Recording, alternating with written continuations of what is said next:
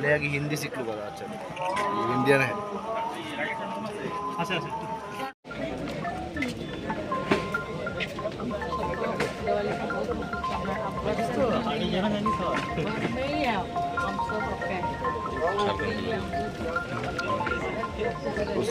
আমি বরাবরের মতোই দীপাবলি উৎসবে আমার যারা সীমা সুরক্ষা বল বিএসএফ ভাই বোনরা রয়েছেন তাদের সঙ্গে দিয়া জ্বালিয়ে এবং দীপাবলির শুভেচ্ছা বিনিময় করার জন্য আমি আসি।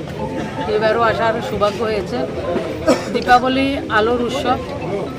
আমরা ত্রিপুরা রাজ্যে মাতা ত্রিপুরা সুন্দরী মন্দিরে আমরা উৎসব হয় এবং শ্যামা মায়ের আরাধনা আমরা করি।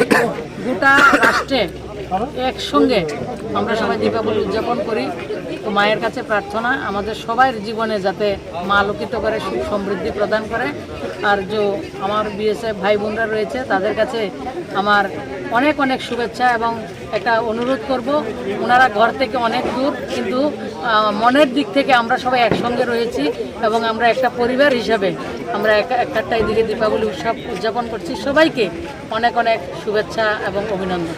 সবাই ভালো থাকবেন, সুস্থ থাকবেন। পাশাপাশি আপনি বরাবরই আমরা যারা বাংলাদেশের সুরক্ষা বল রয়েছেন আমরা একসঙ্গে তাদের সঙ্গে শুভেচ্ছা বিনিময় করেছি এবং আজকে সবসময় দেখবেন দেশের যশস্বী প্রধানমন্ত্রী কোনো জায়গায় গিয়ে উনি সেই শুভেচ্ছা বিনিময় করেন, দীপাবলিকে উদযাপন করেন। আজকে উনি হিমাচলে গেছেন, সেই জায়গায় আমার অর্ধসৈনিক বল আমাদের সৈনিক যারা রয়েছে তাদের সঙ্গে উনি দীপাবলি উদযাপন করেন যাতে পরিবার থেকে দূরে ওনারা মেহসুস না করেন, তার জন্য সেই দীপাবলি উৎসব আমরা একসঙ্গে পালন করছি।